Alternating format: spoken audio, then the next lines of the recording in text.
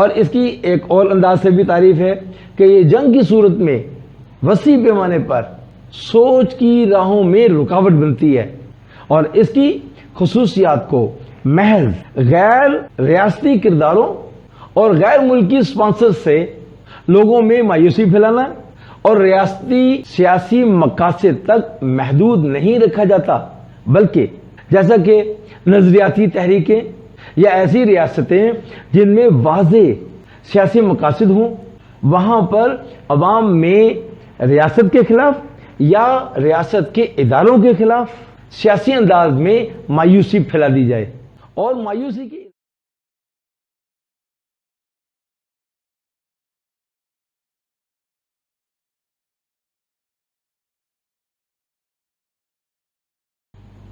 السلام علیکم ورحمۃ اللہ۔ بسم اللہ الرحمن الرحیم۔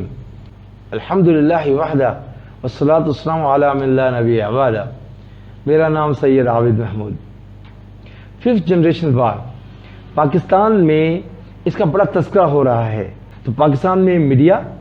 سیاستدانوں اور عسکری تجزیہ نگاروں کے لیے یہ ایک پسندیدہ مذاکرہ بن گیا ہے۔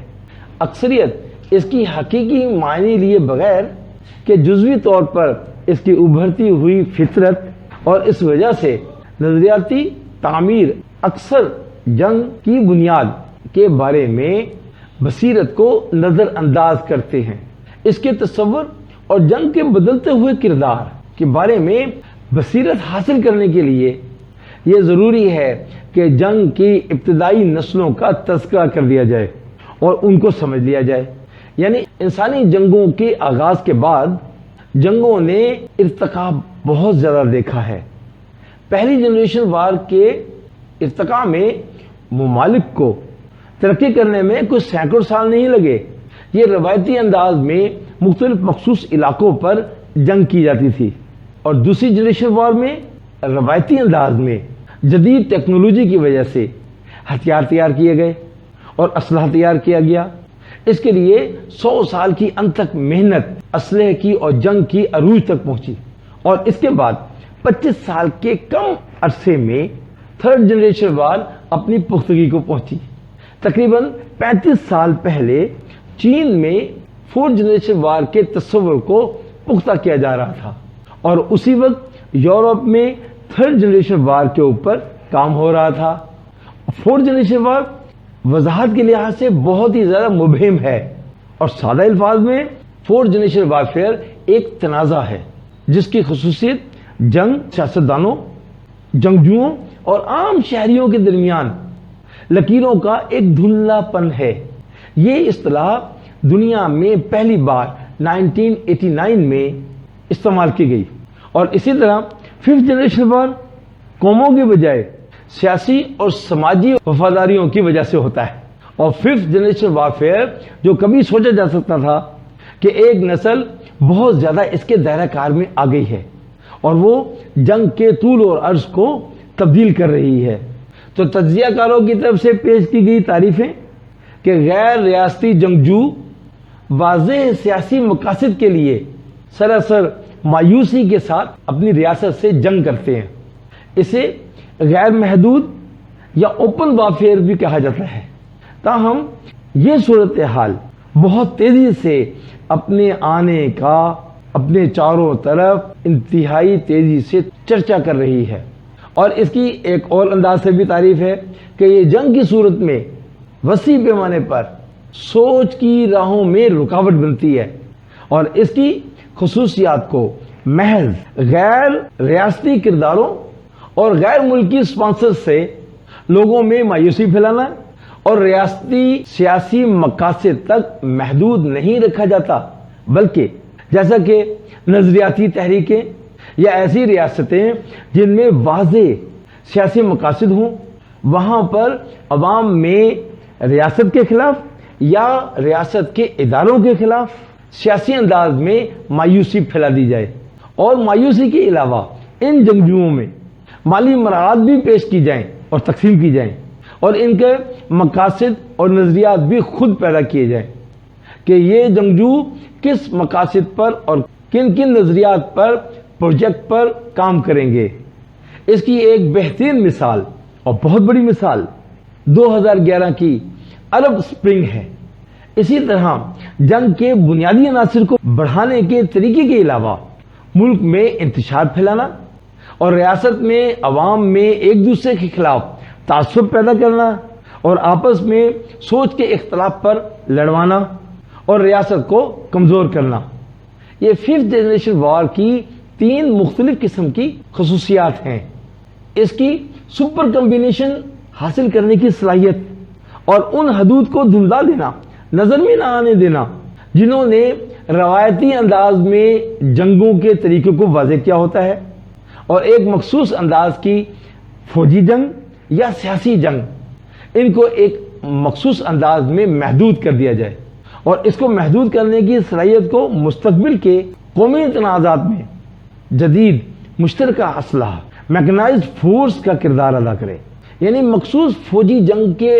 انداز کو محدود کر دیا اور اسی طرح مخصوص سیاسی جنگ کو بھی محدود کر دیا، اور سیاست کے نام پر جھوٹے الزامات ایک دوسرے پر لگا کر عوام کی سوچ کو بغاوت کے لیے ریاست کے خلاف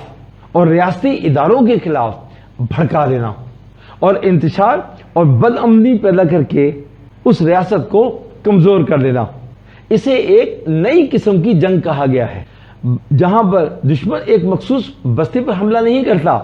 بلکہ پوری ریاست کی عوام کی ذہنوں پر ذہن سازی کر کے اپنے مقصد کے لیے تیار کرتا ہے اور ایک تحریک چلاتا ہے، اور کسی بھی انتہا پسندی کے خلاف بغیر کسی سرحد کے صرف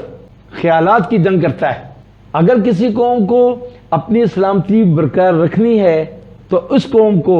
اپنی ریاستی دہشت گردی کے خلاف جنگ سے آگے بڑھ کر دیکھنا ہوگا اور خود کو اور عوام کو 5th جنریشن وار کے لیے تیار کرنا ہوگا۔ اسی طرح کی غیر محدود جنگ ایک بالکل نئی سوچ، ایک بالکل نئے انداز کے نقطہ نظر کا تقاضا کرتی ہے، جو کہ ماضی کے روایتی جنگوں کی طرح فوجی تیاری کے نقطہ نظر سے بالکل مختلف ہے، اور قوموں میں تنازعات کی مستقبل کی مختلف شکلیں اور ان کے ابھرتے ہوئے نقشے اور ان کے میدان قومی تیاری کے لیے ان نقطہ نظر کو اپنانا اور پوری قوم کو اس بات کے لیے تیار کرنا، اور پاکستان کے تناظر میں ذرائع ابلاغ کو اور اس کے استعمال کے اور ریاست کے خلاف پروپیگنڈے کو اور سائبر حملے، جعلی خبریں، بے تکا بے ڈھنگ اور بے لگام social media, money laundering, bank accounts hacking, Balochistan کی علیحدگی پسند تحریکیں اور KPK میں ملک خلاف تحریکیں، اور پھر فرقہ وارانہ فسادات اور مقبول مذہبی نعرے لگا کر ان سب چیزوں کو جمع کر کے یا مخصوص انداز میں ملک میں ریاست میں بد امنی اور انتشار پیدا کرنا اور توہین مذہب کو بنیاد بنا کر انتشار پیدا کرنا اور اداروں کے خلاف جنگ کرنا اور عوام کی اداروں کے خلاف انہی چیزوں کو بنیاد بنا کر ذہن سازی کرنا، یہ وہ سب چیزیں ہیں جو 5th جنریشن وار میں آتی ہیں، اور انہی وجوہات کی بنا پر ریاست کمزور ہو جاتی ہے۔ غور کیجئے گا، 5th جنریشن وار میں ریاست کی عوام کی سوچ ریاست کے خلاف ہو جائے یا ریاستی اداروں کے خلاف ہو جائے تو وہ ریاست کمزور ہو جاتی ہے، وہاں پر آئے دن انتشار، جھگڑے اور بد امنی رہتی ہے، جس کی وجہ سے بیرون ملک سے آئے ہوئے تاجر احباب وہ خطرہ محسوس کرتے ہیں اور اپنی تمام مال اور دولت کو لے کر ملک سے واپس چلے جاتے ہیں،